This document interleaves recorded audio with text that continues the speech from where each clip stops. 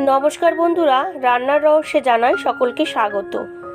আর একই স্বাদের রেসিপি বারবার নয়, হাজারেরও বেশি রেসিপি নিয়ে হাজির হয়েছি রান্নার রহস্যে।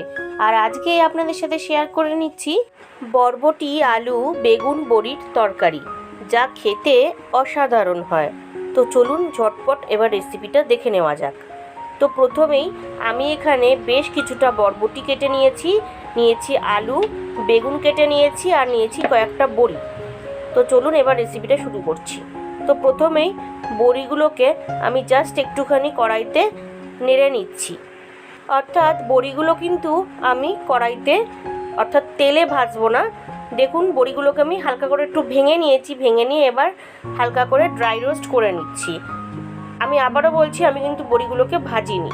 তো দেখুন বড়িগুলো কিন্তু ড্রাই রোস্ট করা হয়ে গেছে। এবার বড়িগুলোকে তুলে নিচ্ছি। এবার ওই কড়াইতেই আমি পরিমাণ অনুযায়ী সর্ষের তেল দিয়ে দিলাম। রান্নাটা সর্ষের তেলে করব, তো তেলটা খুব ভালো করে আমি গরম করে নিচ্ছি। তো তেল কিন্তু খুব ভালোভাবে গরম হয়ে গেছে। এবার হাফ টিস্পুন মতন পাঁচফোড়ন দিয়ে দিলাম আর দিয়ে দিচ্ছি একটা শুকনো লঙ্কা ভেঙে। তো দিয়ে ফোড়নটাকে ভালো করে একটুখানি ফ্রাই করে নিচ্ছি। এইবার এর মধ্যে কেটে রাখা সবজিগুলো একে একে দিয়ে দেবো। সবজি কিন্তু আলাদা করে ভাজবো না, একই সাথে ভাজবো। দিয়ে দিলাম আলু বেগুন বরবটি। আমি আমার আন্দাজ অনুযায়ী যতটা পরিমাণ লেগেছে ততটা পরিমাণ নিয়েছি, আপনারা আপনাদের আন্দাজ অনুযায়ী সবজিগুলো নেবেন। তো দেখুন গল্প করতে করতে সমস্ত সবজি কিন্তু দিয়ে নিয়েছি। এবার সবজিগুলোকে একটুখানি সময় নিয়ে ফ্রাই করব। আর বন্ধুরা, এই তরকারিটা কিন্তু শুধু গরম ভাতের সাথে নয়, রুটি পরোটার সাথেও কিন্তু খুবই ভালো লাগে। তো বেশ কিছুক্ষণ সময় নিয়ে আমি কিন্তু ভেজে নিয়েছি আর কয়েকটা কাঁচা লঙ্কাও দিয়ে দিলাম। এবার কিছু বেসিক মশলা আমি দিয়ে দেবো। দিয়ে দিচ্ছি হাফ টিস্পুন মতন হলুদ গুঁড়ো আর দিয়ে দেবো হাফ টিস্পুন মতন ঝাল লঙ্কার গুঁড়ো। আর আরও একটা মশলা আমি দেব, সেটা হচ্ছে ভাজা মশলা, যেটা আমার বাড়িতে তৈরি করা। তো পরিমাণ অনুযায়ী ওই হাফ টিস্পুনের একটু বেশি ভাজা মশলা দিয়ে দিলাম। দিয়ে এবার সমস্ত মশলার সঙ্গে সবজিগুলোকে খুব ভালো করে মিশিয়ে নিচ্ছি। এইবার দিয়ে দিলাম পরিমাণ অনুযায়ী লবণ। লবণটা দিয়ে আবারও খুব ভালো করে মিশিয়ে নেব।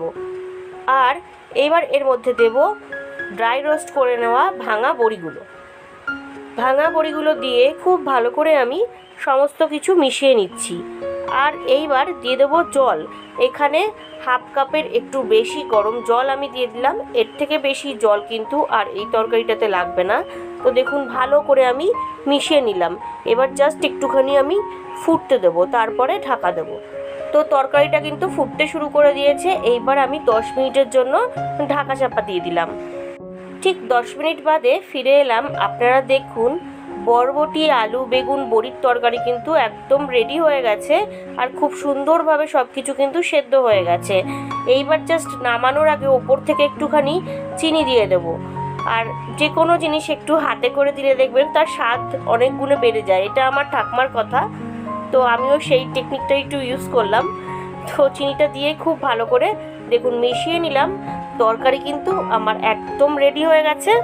তো বন্ধুরা, আজকের এই তরকারিটা আপনাদের কেমন লাগলো আমাকে কিন্তু অবশ্যই কমেন্ট করে জানাবেন। তো গ্যাসটাকে আমি অফ করে দিয়েছি। এবার এটা গরম গরম সার্ভ করব। আজকের রেসিপি বরবটি আলু বেগুন বড়ির তরকারি আমার একদম রেডি। ভালো লাগলে বাড়িতে অবশ্যই ট্রাই করবেন ও টেস্টের আনন্দ নেবেন। তার পাশাপাশি লাইক শেয়ার কমেন্ট করতে ভুলবেন না। আর নতুন বন্ধুরা যারা এখনও পর্যন্ত আমার চ্যানেলটিকে সাবস্ক্রাইব করেননি, তারা আরও ভালো ও নতুনত্ব রেসিপির জন্য রান্নার রহস্যকে অবশ্যই সাবস্ক্রাইব করবেন। ধন্যবাদ।